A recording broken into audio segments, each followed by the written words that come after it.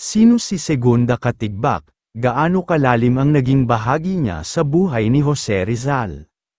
Si Segunda Katigbak ay ang sinasabing unang pag-ibig ni Jose Rizal.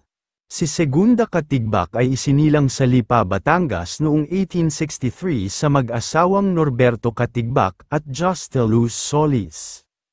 Nakilala niya si Rizal sa Troso, Maynila sa bahay ng kanyang lola nang dumalaw ito kasama ng kapatid niyang si Mariano na kaibigan ni Rizal noong buwan ng Disyembre taong 1877, 10 buwan matapos makilala ni Rizal si Julia. Inilarawan siya ni Rizal na may mahabang buhok, matang nangungusap na maapoy kung minsan at mapanglaw naman sa ibang pagkakataon. Malarosas ang kutis na may makahahalina at nakatutuksong ngiti, magagandang ngipin at may kilos na malalim pa. Idinugtong pa ni Rizal na ang tinig niya ay maihahalin tulad sa melodiya at ang kanyang sulyap ay napakatamis. Sa unang pagtatagpo nila ni Rizal ay hiniling nito na iguhit niya ang larawan niya. Ilang saglit lamang ay pumayag rin siya sa hiling ni Rizal. Iyon na ang naging simula ng kanilang matamis na pagkakaibigan. Tuwing araw ng Huwebes at Linggo ay binibisita siya ni Rizal sa La Concordia na kung saan ito nag-aaral kasama ang dalawang kapatid na babae ni Rizal.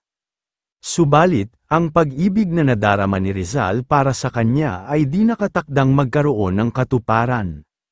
Batid ni Rizal na siya ay nakatakdang ikasal sa isang mayamang binata na taga-Lipa rin na nagngangalang Manuel Luz. Sa kabatirang ito ng kawalang pag-asa ng pag-ibig ni Rizal sa kanya, naisulat ni Rizal sa talaarawan nito na habang nakikipag-usap si Rizal sa kanya ay unti-unti nitong nilalagok ang tamis na lason ng pag-ibig. Batid niya na alam ni Rizal na mahal niya ito. Kadalasan sa kanilang pag-iisa ay natatagpuan na lamang nila ang kanilang sarili na hindi makapagsalita. Minsan sa kawalan ng masasabi ay naitanong niya kay Rizal kung ano ang paborito nitong bulaklak. Sinagot naman ito ni Rizal na lahat ng bulaklak ay gusto niya subalit mas nais niya ang bulaklak na kulay puti.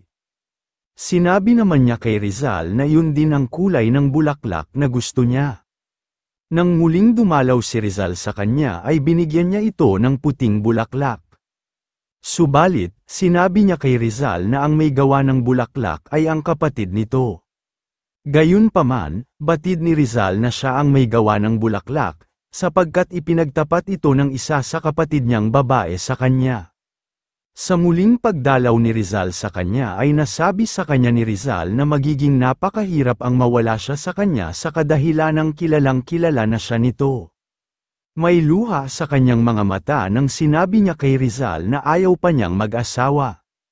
Pinigilan ni Rizal ang sarili ng tuluyang mahalin siya sapagkat batid ni Rizal na naipangako na siya sa ibang lalaki subalit nagpatuloy pa rin si Rizal sa pagdalaw sa kanya. Sinabi ni Rizal sa kanya na maraming gabi ang lumilipas na ang laman ng kanyang isipan ay parating siya lamang. Hindi naglaon ay sinabi niya kay Rizal na siya ay pinapauwi na ng kanyang ina. Sa hapon ng kanilang pagpapaalaman ay nakita ni Rizal na buong pagdaramdam na tumingin siya sa kalangitan. Muli, hindi nakatulog si Rizal kakaisip sa kanya. Naisulat ni Rizal sa unang pagkakataon na nakaramdam siya ng pagkabalisa at kawalan ng katiwasayan. Naunang umuwi si Rizal sa Calamba. Dito, sakay ng kabayo ay nagtungo si Rizal sa may sangandaan at inabangan ang pagdaan niya. Nang makita siya ni Rizal, alam ni Rizal na yon na ang huli nilang pagkikita.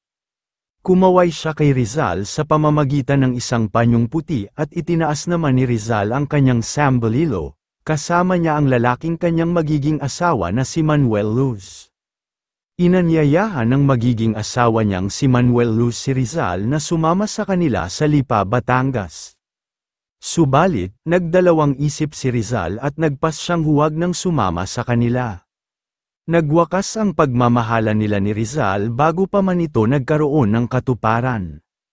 Kung kayo ay aking tatanungin, anong masasabi ninyo sa talambuhay na ito, mag-comment lang.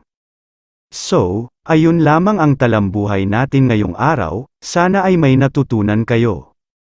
Huwag na rin kalimutang mag-like at mag-subscribe para maging updated sa mga panibagong video. Maraming salamat po.